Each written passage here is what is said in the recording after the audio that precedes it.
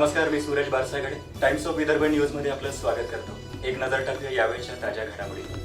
हिंगणघाट येथे एका महाविद्यालयात अर्धवेळ प्राध्यापक म्हणून कार्यरत असलेल्या तरुणीला आरोपी विकेश नगराळे याने 7 दिवसापूर्वी पेट्रोल टाकून पेटवून दिलं होतं.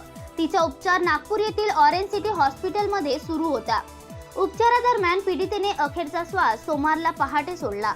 या प्रकरणाचा निषेध म्हणून चिमूर तालुका कुणबी समाज संघटना व सर्व पक्षाच्या वतीने मूक मोर्चा उपविभागीय अधिकारी कार्यालयावर धडकून माननीय नामदार मुख्यमंत्री यांना उपविभागीय अधिकारी सपकाळ यांच्या मार्फतीने निवेदन देण्यात आले. पीडित तरुणी सकाळी घरून कॉलेजात जात असताना आरोपी विकेश नगराळे यांनी रस्त्यात अडवून गाडीतील पेट्रोल काढून अंगावर शिडकून पेटवून दिले. 7 दिवसाच्या उपचारानंतर पीडितेला सोमवारला अटॅक आला. दरम्यान पहाटे तिची प्राणज्योत मावळली. या प्रकरणाच्या निषेधार्थ कुणबी समाज व सर्व पक्षांच्या वतीने गुरुदेव सांस्कृतिक भवन वडाळा पैकू चिमूर ते उपविभागीय अधिकारी कार्यालयापर्यंत मूक मोर्चा येऊन शांती घोष व मौन श्रद्धांजली अर्पण करण्यात आली.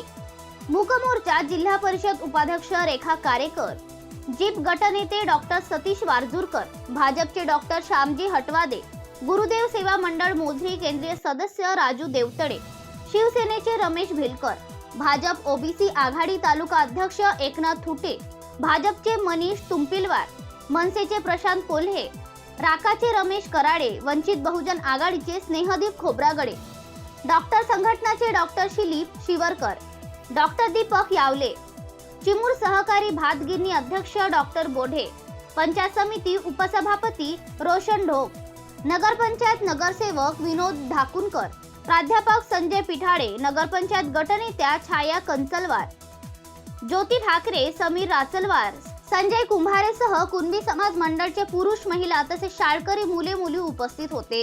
मूक मोर्चाच्या निमित्तानं आपण दिवंगत ठरलेल्या त्या बालिकेला आपण मौन श्रद्धांजली 1-2 मिनिटाची अर्पण करून त्यानंतर शिष्टमंडळ माननीय उपविभागीय अधिकारी कार्यालयात जाऊन निवेदन देतील.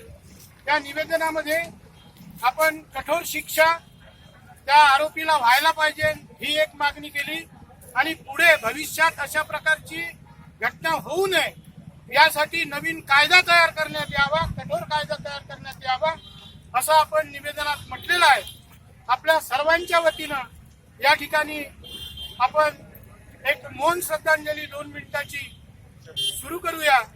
मौन श्रद्धांजलीच्या कार्यक्रमाकरता सन्माननीय राजूभाऊ देवतळे मुख्यमंत्री यांना उपविभागीय अधिकारी सपकाळ यांचे मार्फत निवेदन देण्यात आले. दरम्यान महाराष्ट्र विकास आघाडीच्या माध्यमातून चिमूर विधानसभा समन्वयक डॉक्टर सतीश वारजूरकर यांच्या नेतृत्वात सुद्धा निवेदन देण्यात आले. बरे, तर यासोबतच हे बातमीपत्र संपलं. विदर्भ आणि अन्य शहरांच्या ताज्या घडामोडींसाठी या चॅनलला सबस्क्राईब करा. सोबतच बेल आयकॉनला क्लिक करा. परत भेटूया पुढील घडामोडींसह. तोपर्यंत नमस्कार.